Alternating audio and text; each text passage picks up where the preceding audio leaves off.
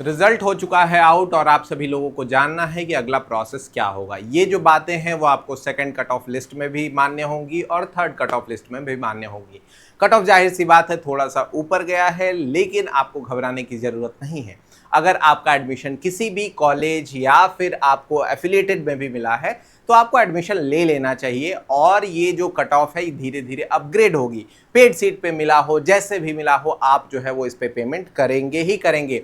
अभी मैं बताऊंगा कि आपको कब तक पेमेंट करना है और साथ ही साथ बाकी भी जानकारियां आपको इस वीडियो में मिलने वाली है। तो नमस्कार साथियों, मेरा नाम है बसंत और आप सभी लोगों का बहुत बहुत स्वागत है द हिस्टोरिका के इस ऑनलाइन लर्निंग प्लेटफॉर्म पे। चलिए शुरू करते हैं आज के इस वीडियो को। सबसे पहले मैं आपके पोर्टल पर आ जाता हूं। ये है आपका पोर्टल, CUET वाला जो पोर्टल है उसी पर आप लॉगिन करेंगे तो पहला जो दृश्य दिखेगा वो इसी तरह का दृश्य दिखेगा। ठीक है, अब यहां देखो भाई, आपके सामने जो एडमिशन शेड्यूल है वो दिया हुआ है कि कौन सा राउंड एक्टिव चल रहा है। भाई कौन सा राउंड चल रहा है? तो फर्स्ट राउंड अभी चल रहा है। इसमें आपका सीट एक्सेप्टेंस स्टार्ट डेट जो है वो आज की दी हुई है 14 तारीख 7वां महीना 11 बजे जो है वो ये स्टार्ट हुआ है। ठीक है, और एंड डेट जो है, ठीक है, एंड डेट जो लिखा हुआ है वो 16 तारीख तक है, यानी कि 2 दिन का आपके पास समय है। आप इस पेमेंट को कर सकते हैं कब तक भाई? तो रात के 12 बजे तक, 16 तारीख रात के 12 बजे तक, यानी कि 11:59 तक आप जो है वो पेमेंट कर सकते हैं। सॉरी, पेमेंट का जो, हाँ, ये भी आपका सेम ही है ऑलमोस्ट। ठीक है, तो ये दोनों चीजें सेम है। 16 तारीख तक आप जो है वो पेमेंट करेंगे। अब देखो, इस बच्चे का जो एडमिशन है वो यहाँ पे शो हो गया है कि प्रोग्राम जो है वो ये है, एप्लीकेशन अप्रूव्ड फॉर पेमेंट। देखो यहाँ पे application submitted and approved for payment यहाँ पे शो हो रहा है। व्यू सीट एलोकेशन आपको क्लिक करना है।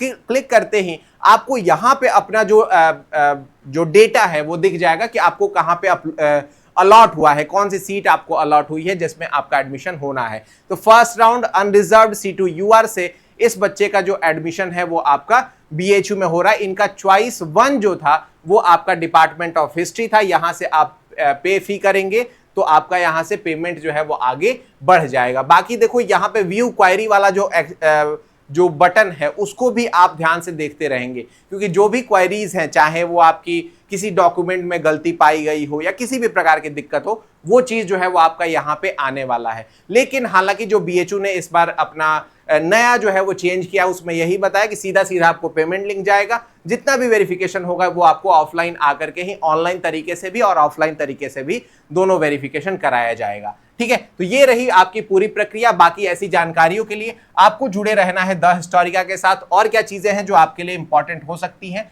वो मैं आपके सामने बता देता हूं। देख लीजिए, यहां से आपको स्कोर कार्ड दिख जाएगा। माई पेमेंट जो है वो आपको यहां से शो हो जाएगा। ठीक है, कोई भी आपने ट्रांजैक्शन इनिशिएट नहीं किया है, ये चीज यहां से दिख जाएगी। बाकी देखो, कुछ बच्चों का ये कहना है कि मेरा जो कैटेगरी है वो SC है, ST है, EWS है, OBC है, लेकिन मेरा जो एडमिशन है वो अनरिजर्व्ड कैटेगरी में हुआ है। तो इसका क्या मतलब है सर? क्या मुझे उसमें कंसीडर नहीं किया जा रहा? क्या मेरी कैटेगरी चली जाएगी? क्या मुझे अनरिजर्व्ड में ही रखा जाएगा? ऐसी बिल्कुल भी बात नहीं है बाबू, आप बहुत काबिल हैं। इसकी वजह से आपका जो मार्क्स है वो अनरिजर्व्ड कैटेगरी में लाई कर रहा है, जिसकी वजह से आपका एडमिशन अनरिजर्व्ड से हुआ है। जिस दिन आपको ये जरूरत पड़ेगी कि आपकी कैटेगरी दी जाए तो उस दिन आपको कैटेगरी देकर के भी आपका अपग्रेड हो जाएगा। ठीक है, तो इसलिए पहला काम है पेमेंट। 16 तारीख से पहले पेमेंट करो, आराम से निश्चिंत हो जाओ, आपका एडमिशन सुनिश्चित हो जाएगा। जो भी डॉक्यूमेंट्स, इंपॉर्टेंट बात यह है कि आपका कैटेगरी सर्टिफिकेट हो, जो भी आपके डॉक्यूमेंट्स हो ताजा ताजा एकदम बनवा लेना, क्योंकि आगे चल के आपको दिक्कत का सामना न करना पड़े। बाकी आपके कॉलेज से जो भी चीजें मिल रही हैं वो सारी चीजें आप इकट्ठा करेंगे,